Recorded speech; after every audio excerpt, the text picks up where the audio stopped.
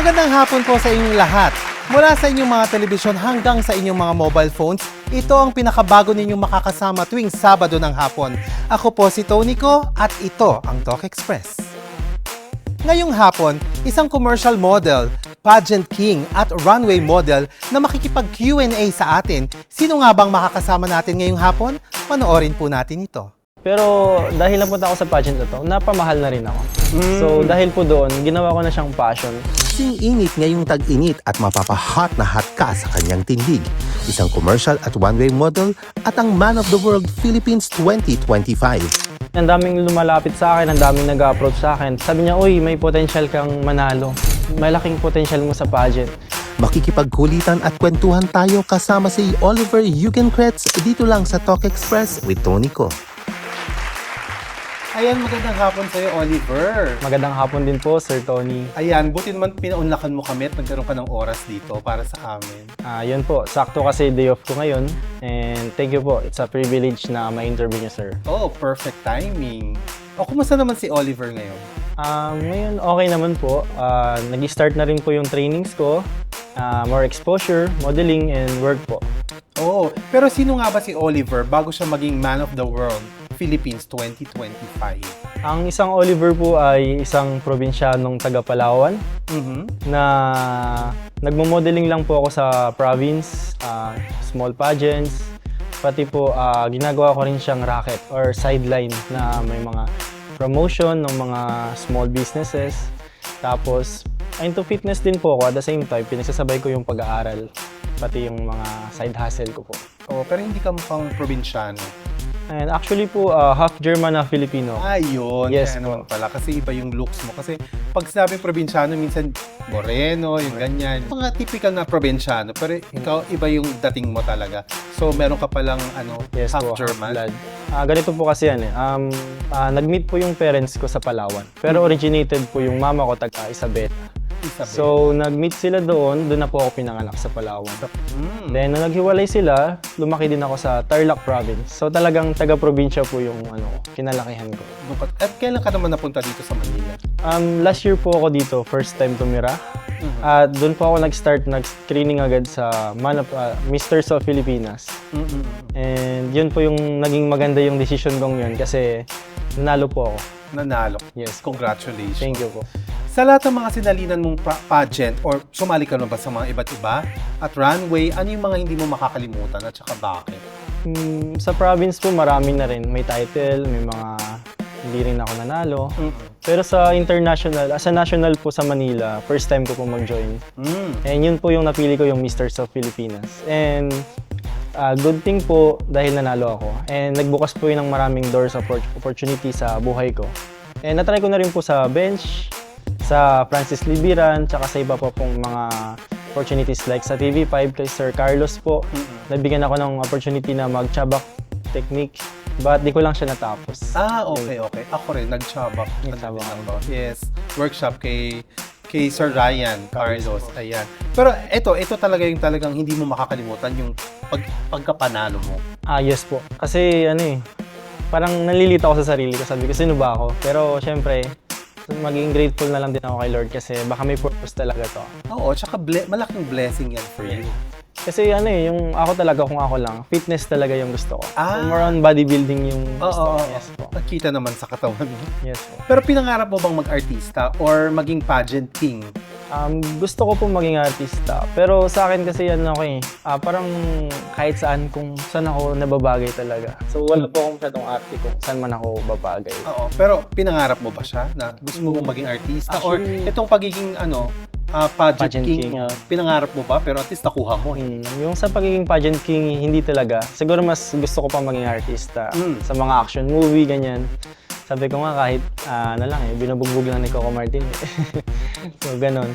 Pero dahil napunta ako sa pageant na to, napamahal na rin ako. So, dahil po doon, ginawa ko na siyang passion. Dati hindi ako maarte sa skin ko. Kahit magbilad ako sa province, siyempre tabing dagat, di ba? So, wala akong masyadong pakialam sa skin ko. Tamang ingat lang dahil nagmo-modeling. Pero ngayon, hindi na ako masyadong Alam niyo yun? Oo. Yes, nagdadrive ako ng motor actually, hindi ako maarte. Huwag ka masyado magpa-araw, ganyan. Oo, pero nag-iingat na talaga ako. May skincare na ako na moisturizer, ganun. So, Pero paano ka napasok sa pagpapageant? sa pagpa-pageant, ano kasi parang magnet siya. Kasi ang daming lumalapit sa akin, ang daming nag-approach sa akin through online, personal. Sabi niya, uy, may potential kang manalo. Malaking potential mo sa pageant. Try mo na. So, since 2020 yun, 2021, parang tinatanggihan ko ng tinatanggihan. Sabi ko, hindi ako para dyan. Mahihain akong tao eh. Tapos, ano na lang, tatapusin ko na lang muna mag-aral. So, nung tinapos ko po mag-aral, nag-try ako, naisip ko, baka para sa akin to. So, sinubukan ko po. At para sa'yo nga. At para sa Nanalo akin. ka, hindi Yan ba? nga po. Congratulations. At syempre, dubako na tayo sa ating isang tanong, isang sagot na ano to, me? Ano ang isang pangyayari sa buhay mo na hindi mo makakalimutan, Oliver? Yun ay yung nanalo ako ng Man of the World. Na tumatak na talaga. Tumatak sa akin. Kasi ano eh, hindi lang Palawan yung daladala ko, kundi yung buong Philippines na ngayon, lalo na sa international stage. So parang yun nga, nalilita ako sa sarili ko. Pero parang sabi ko, grabe to Lord, grabe yung binigay mo sa aking opportunity. So hindi ko to sasayangin. Tama. Dumating ka ba sa point na gusto mo na rin iwan tong pageantry or runway? May point din kasi parang syempre sa reality ng buhay, hindi naman mapera yung male pageant. Mas mapera yung sa Miss Universe, sa mga pangbabae. So parang gusto ko maging practical na lang na mag-work na lang or mag-modeling na lang, di ba? Pero parang sabi ko, sayang naman yung purpose ko dito sa pageant na to. Kung hindi ako mag-create ng positive impact sa mga kabataan. Nandito na ako eh. Ang daming nakatingin sa akin, daming humahanga sa akin. So gamitin ko to para mag-create ng positive impact sa mga tao. And at the same time, baka ito na rin yung ikaka-boost ng career ko. So baka mas marami pa akong opportunity sa future. Tsaka yakapin mo talaga kung ano meron ka ngayon. Yes po. Ayan. Meron ka bang biggest regret sa buhay mo? At ano yun? Marami rin akong regrets. Yung iba, maliit lang, minor lang. Yung siguro mga big regrets ko, like sa family, hindi ko masyadong napakita yung love sa parents. Kasi syempre lumaki ako in a harsh environment kasi hiwalay yung parents ko. Lagi nag-aaway. Siguro naapektuhan ako nun. Naging matigas yung ulo ko masyado. Hindi ko napakita yung love ko sa kanila. Bata ka pa kasi. Parang masyado akong matigas yung ulo sa kanila. Ganyan. Tapos at the same time, isa rin sa regrets ko nung nag-stop ako nag-aral nung lockdown. Pero ang good thing naman, naibalik ko yung motivation ko na mag-aral. Tsaka magkaroon din ako ng pangarap sa buhay. Kung may babalikan ka sa nakaraan mo, ano yung gusto mong ayusin o itama? Tama. Siguro more on yung ko lang, yung attitude ko or yung the way ako magtingin sa mundo. Kasi ako yung taong okay na to, bahala na bukas. Parang ganun. Kumbaga yung buhay mo, hinahayaan mo na lang na diktahan ka, parang alon ka sa dagat na kung saan. Go with the flow, parang ganun. Gusto ko may pattern ka sa buhay. Gusto ko may mindset ka na may ambition ka, may gusto kang pupuntahan. At syempre, yung mga ambition mo rin naman, ayan, napuntahan mo rin, naging man of the world ka. At lucky ka doon, di ba?